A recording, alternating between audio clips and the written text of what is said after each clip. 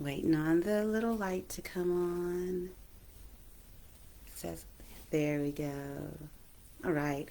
Good morning. Good morning to my I Paint Yoga Black community. Hi, I'm Julie, and I am here in the Color Flow Yoga Studio, aka my living room, today with my combo class excuse me, of CrissCross Applesauce, Family Yoga Story Time, and a proper Vinyasa flow.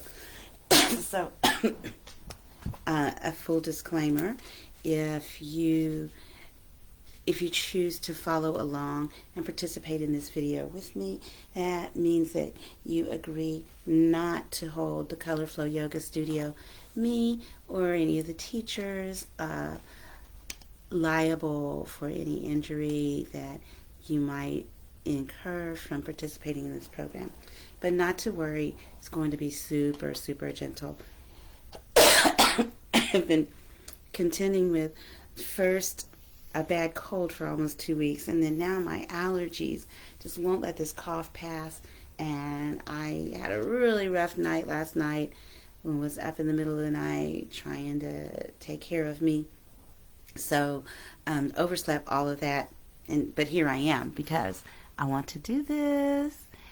So I'm actually scrapping the sequence I had planned for. I'm going to listen to my body and do something much more gentle for excuse me, the proper vinyasa flow. But as intended, I will still be using my blocks and a strap. So just the heads up, if you want to grab that now, you can. If you want to pause and get that later, you can do that as well. So yes, my intention for the class is to be at 10 o'clock Eastern Time on Tuesday mornings, but things keep coming up every week, and not wanting to miss the class or excuse me, burden someone else, I've chosen to get on here and do it. What does it get when the getting's good? And then to try and remind you all at 10 o'clock at the usual time. And then also, since I'm doing it here live instead of on my Zoom, no one needs a link or anything like that. So here we go.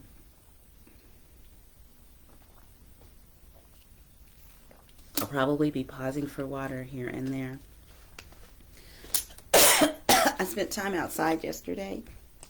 Number one, just enjoying it in my hammock, and then later going to the cemetery where my father, my uncle, neighbors, and aunt, friends are all buried. And so went to the veterans section of the cemetery yesterday for that.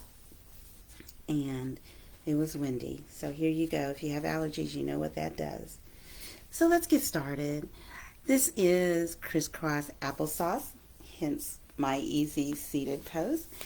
And it is a family yoga story time. I call it family yoga story time because with our youngest children, it needs someone older who can read, usually a sibling or adult or something. And I just wanted to kind of model and share reading to young children and some of the yoga stories that I have, and how give suggestions for how you might share them. So here we go. In true Head Start fashion, I start off showing you the book. What do you think that's about? Look at these wonderful pictures. Any guesses what it's about? And then Blue's Clues style, you can yell at the screen and tell me, or type it in the comments. Oh.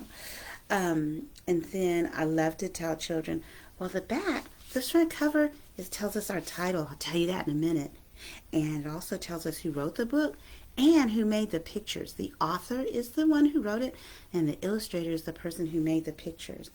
And then the back of the book, in addition to having cool pictures, usually tells us usually tells us what the book is about. So we can kind of guess what it's about. And then guess what? On the spine, this is the spine, it tells us the title all over again. So the front cover tells us that the book is called Good morning, yoga. It is a pose by pose wake up story. And the author, the person who is telling us the story, is named Miriam Gates. And for us grown ups, we should know she's written a lot of yoga books. And the illustrator, the person who made the pictures, is Sarah Jane Hinder, who is an artist who also wrote some other yoga books. So this is good to know because we'll see their names here and there. And then another side of this is for us grown-ups tidbit information. If you, what is it? Yoga on the mat, yoga off the mat. I always get the title mixed up.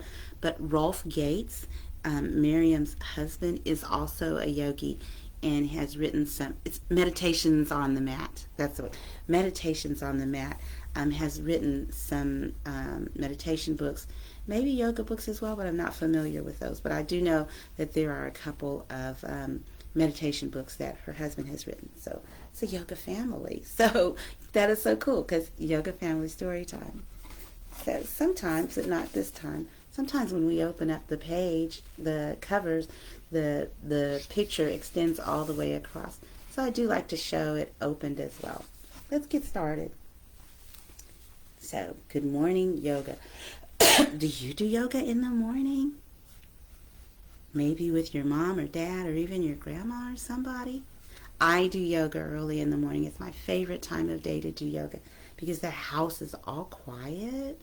And since I do yoga in my living room, I know I'm kind of not getting in anybody's way. And nobody's getting in mine. It's nice and quiet. So let's see what this person, I believe it's a child, does in the morning. My first breath is long and deep, just like when we sit down in CrissCross Applesauce or Easy Pose to begin our yoga class.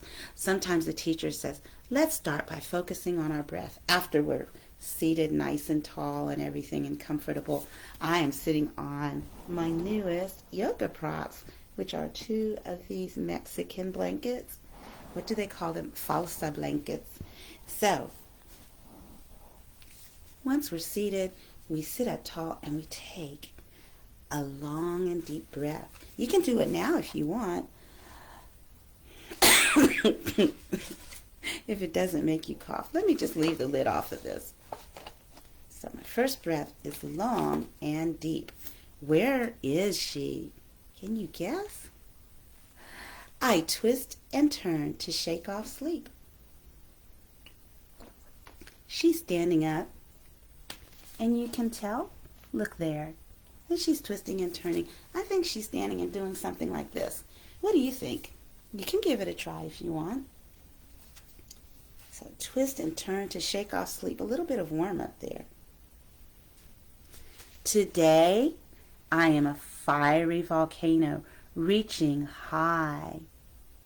So some people call that volcano pose.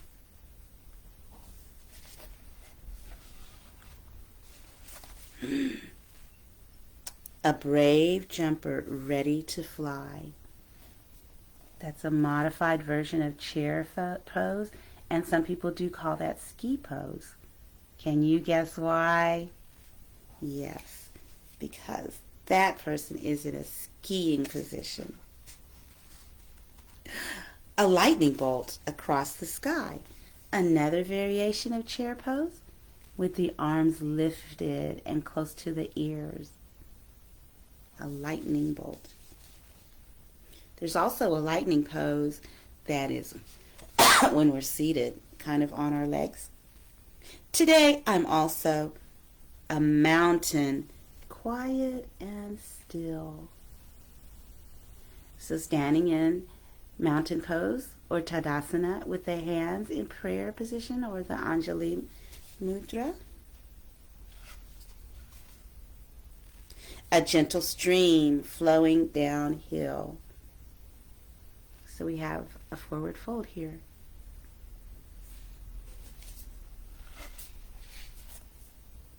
A playful dog stretching with skill.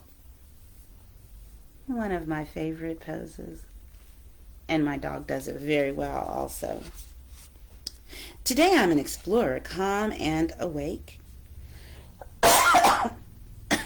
Bird dog pose. Oh, excuse me. There's that lack of sleep coming in. Crossing bridges on the paths I take. Here we go with bridge pose.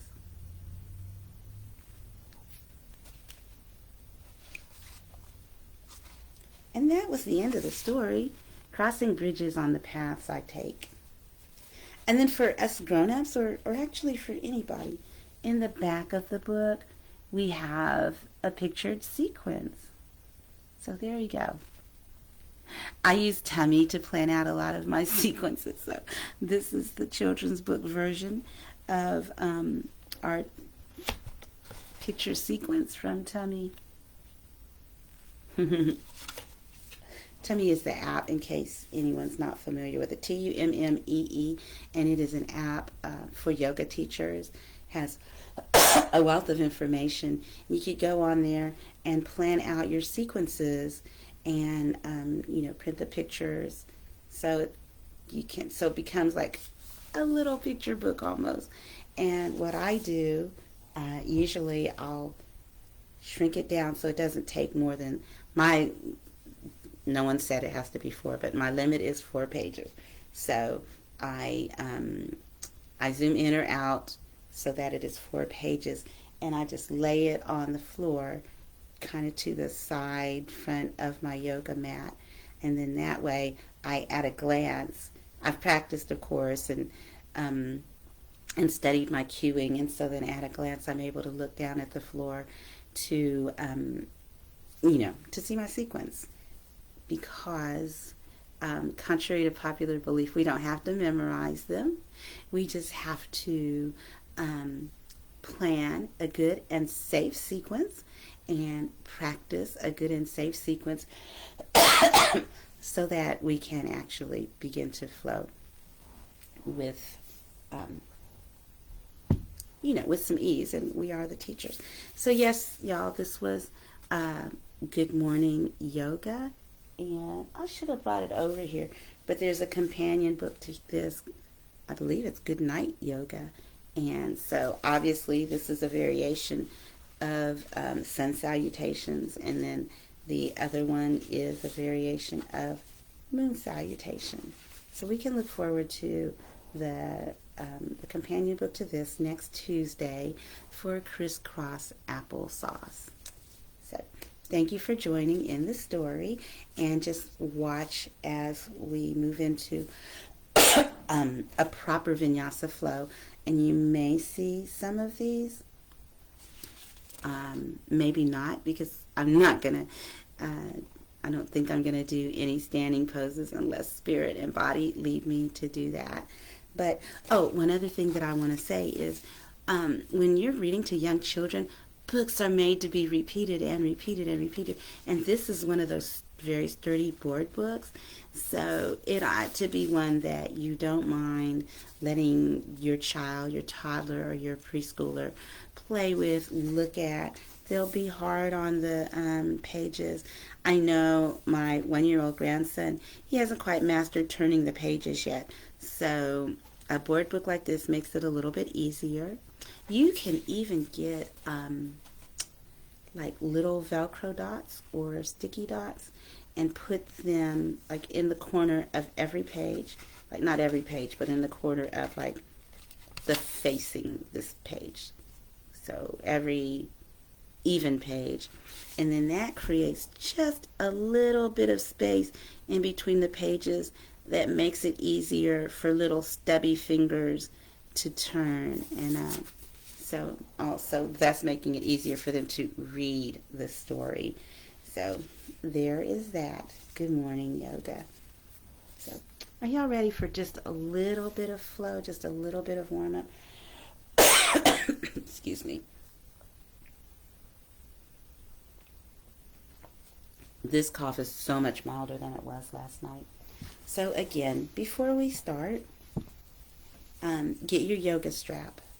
You might have an actual made for yoga strap, which would be a thinner like webbing strap, usually either with the little plastic clips at the end, or mine, I have a couple and they have the 2 D rings, so you can kind of fold the edge in to make your loops and so forth. And the yoga straps are usually much longer than this. This, y'all, actually, my son's what, 35 years old.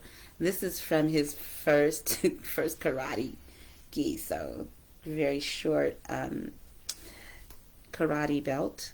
And I've been using this for various purposes all these years, usually for yoga, but I like to use this.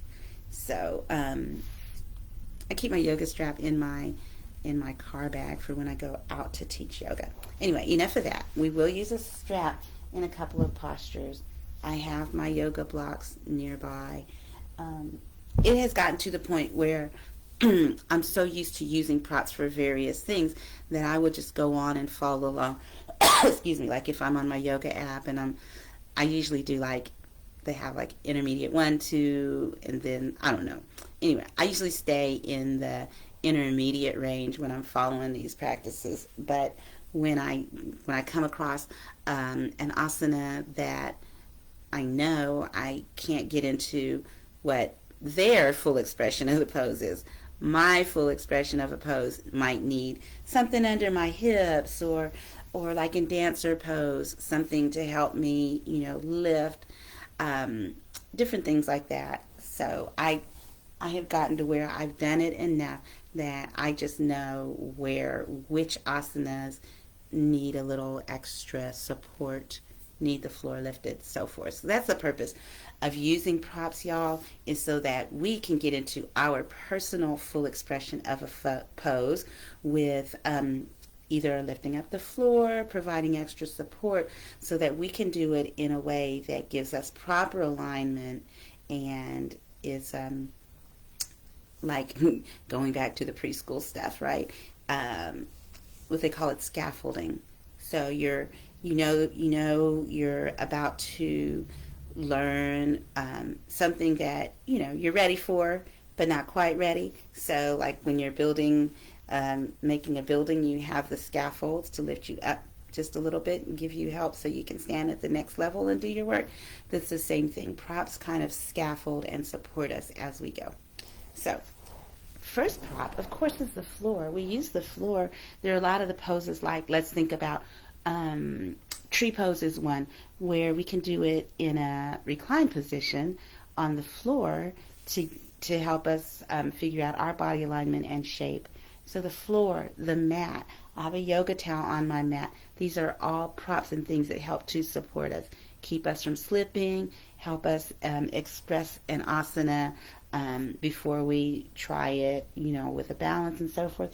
And then, of course, blankets can be rolled up and used in so many different ways. And you want to look for blankets like, I think army blankets would work well because they're very firm, but with the right amount of thickness. These falsa blankets tend to be, I know people call them yoga blankets. They tend to be very popular, again, because they're firm and they give good support. I don't know if you can see because something's blocking on my camera, but on the chair behind me, my living room chair behind me, that way, I have a stack because I just choose all these different blankets just depending on my mood and so forth. Some are softer than others. So let's get, if we need to sit up on a support, let's do that. It can be a folded blanket. It can be your blocks. Sometimes I put my blocks short end to short end if I don't have a cushion or a blanket available to sit on. So come to the front edge of your cushion. This lifts up, provides a good tilt to our pelvis, makes it so much easier on your back when you're seated. I especially, it's come to where I really prefer to be on something that lifts me up when I'm meditating, especially if you're going to sit for, I don't know. My thing is, if I think I'm going to sit for more than 5 minutes for meditation, I'm definitely running to get my meditation cushion, blocks, or blankets. Okay, so enough talking. It's going to be a short sequence. So let's find our easy seat. find a focus, your drishti, or close your eyes if you're comfortable with that. Think about your alignment. So you want to, if you need to, kind of rock side to side. Move that meat so you can find your seat, which is the sit bones. And feel them touching the surface of whatever you're seated on. Come into an awareness of where your hips are. And then line your shoulders up directly above the hips. Roll them up and back down if you need to.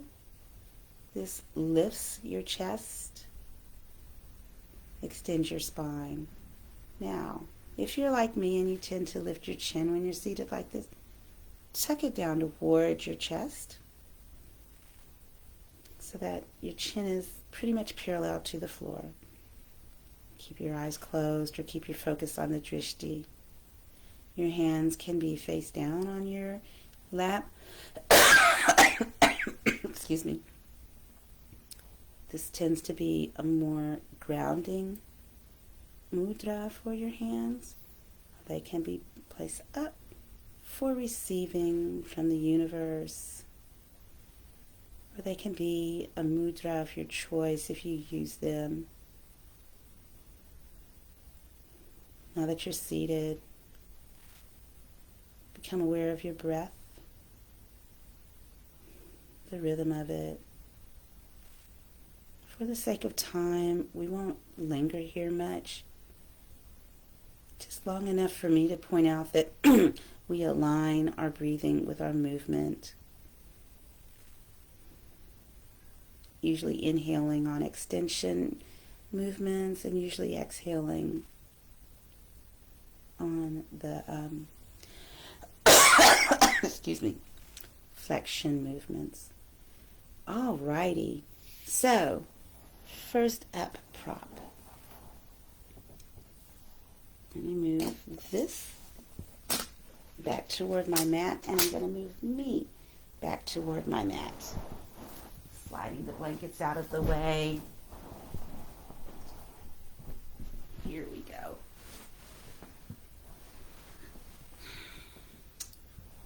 Going to warm up the side body first. And I just like to take my strap and hold it.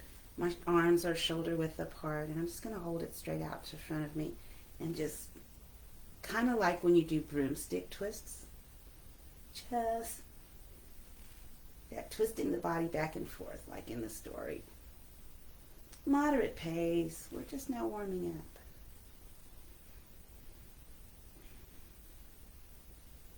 And then coming to the center and down.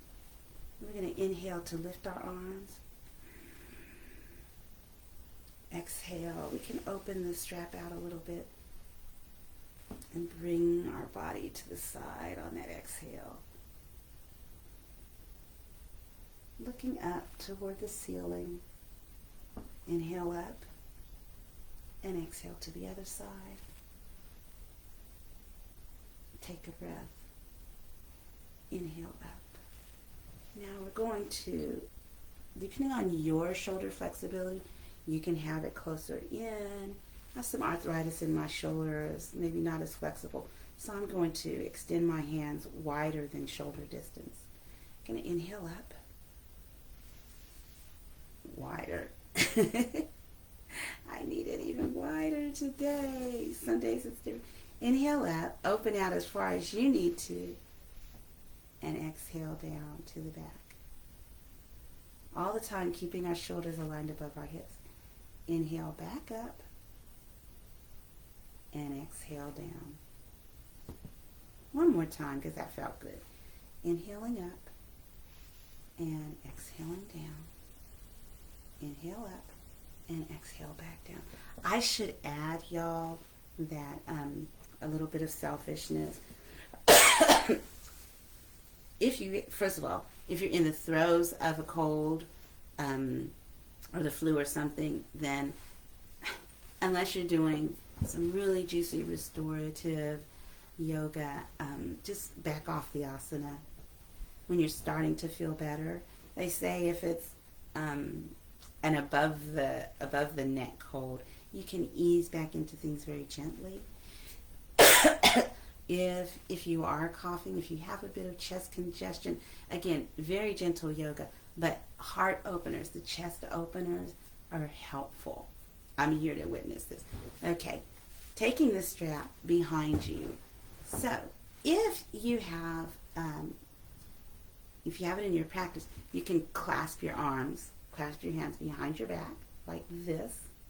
Okay, and if you need a bit of support, you can grab the belt behind you, and again, as far apart as you want, and you can have the palms down grip or palms up grip. So behind, actually, so I'm grabbing behind, about shoulder width apart, and my knuckles are facing upward, and we're going to just inhale and lift. I don't have a lot of lift in because of my shoulders again, but wherever you are, hands clasped or with the strap, just lift to the rear. You may have to lean forward a little bit, but don't slouch into it, like lean from the hips. You may lean forward a little bit, and just keep coming forward and lifting your arms as far as they will, shoulders will allow, and then inhale back up. Okay, just some simple stretches. Not much flow today, I'm telling you. While we're seated here, let's come into a cobbler pose. And for help with the strap, this is great done in yin. We want to tuck it. I've got the midpoint of the belt, the strap, tucked underneath my feet. Keeping my spine upright. I'm coming across my body. You see this? And I'm coming behind me. If you had a traditional yoga belt, you would clasp those rings behind you. I'm not tying mine in a full knot, but you tie it in a square knot, whatever holds. And then this way, your back is supported upright, and excuse me, you're able to sustain this position for a little bit longer than usual.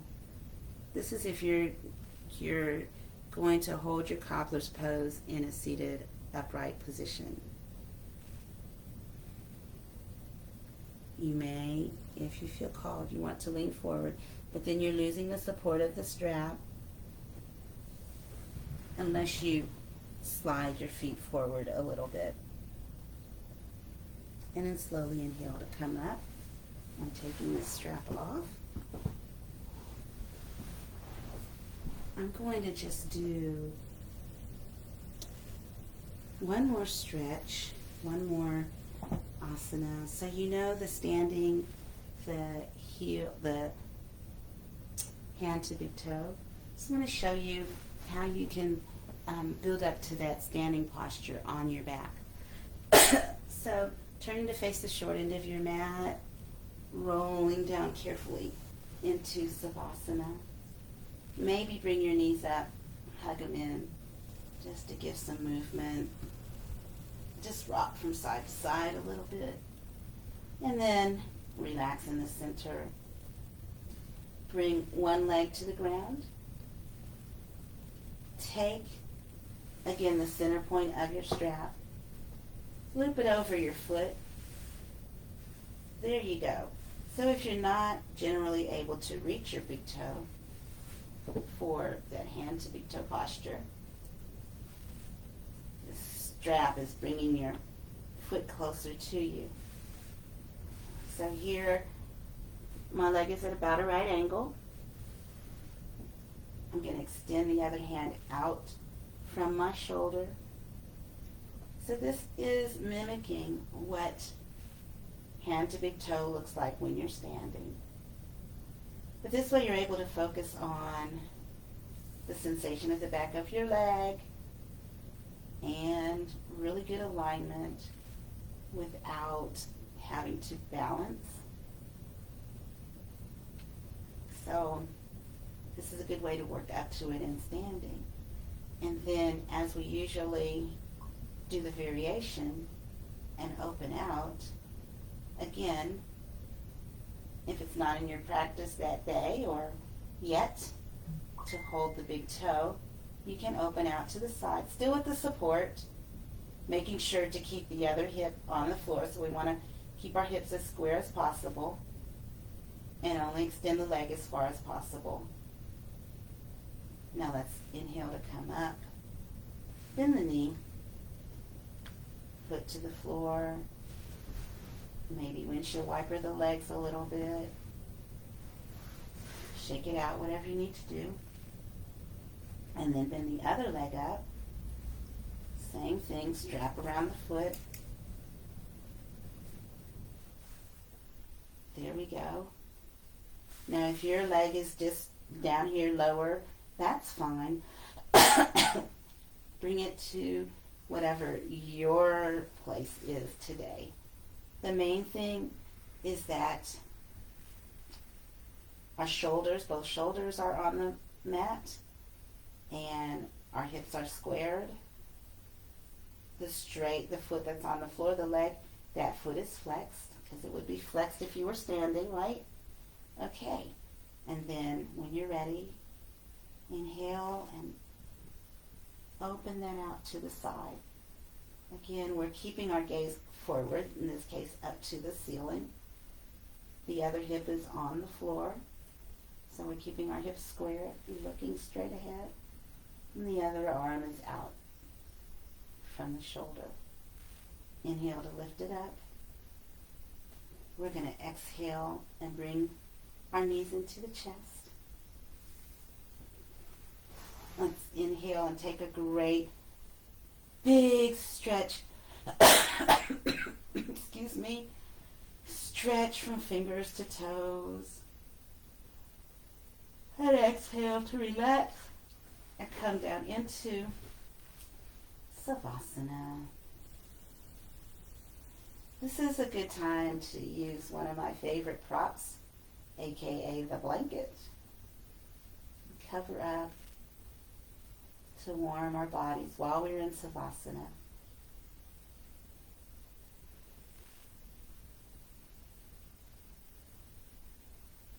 A good rule of thumb for Savasana is to take about 15 to 20% of the time. So if I'm doing a 15-minute practice, maybe about 3 minutes of that should be in Savasana resting pose.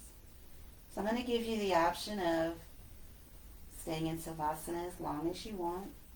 I've come to a modified Savasana with my knees bent and leaning in toward each other. But you stay in Savasana as long as you want. You're at home or in your office. Slowly come up to seated whenever you're ready. Come back into your CrissCross applesauce. Easy seat, Sukhasana, whatever you want to call it today. Since it's story time, I'm calling it CrissCross applesauce. I'm going to bring my block and move a little bit closer to the screen. My suggestion also, I'll do this off camera, my suggestion also is to take a few moments to maybe spend some time with pranayama, followed by a few minutes of meditation. And then the next step for me would be to journal and then go walk the dog. So that's what I'm going to do. I encourage you to continue your morning routine in the way that best serves you, whatever is in your practice. I hope that you have a wonderful day, a wonderful start to your short, for most of you, I don't work, but start to your short work week. I pray and ask for blessings to be showered on all of us. And I see your light. I hope you see mine. Peace to you. Thank you so much for staying here. Listen, if you watched this live, thank you, because I know it's early, post, if you watch it later, come on back and post using the hashtag Cycle 9 Color Flow Challenge so that your practice can be counted. At the end of this cycle, we'll be giving away some nice swag. She is contributing some yoga bookmarks, and I'm going to gather these together to show y'all excuse me, next time. And I have some yoga straps and a yoga tote bag, and what else? I think a couple of keychains. I might throw in some earrings because they're really cool. So these prizes will go to the first and second and third most active participants. But you have to come on and post that you attended the class, a little bit about it, and definitely use hashtag Cycle 9 Color Flow Challenge, because that's how I'm going to tally at the end. So if you posted previously after somebody's class and you didn't use that hashtag, go back in there and edit it so you will be counted. And what else? That's it for today, I believe. I will see you guys on the page. And if you are in Cycle 9, I'll see you tomorrow. I expect to be the person leading study group tomorrow. So I shall see you. Thanks again. Bye-bye.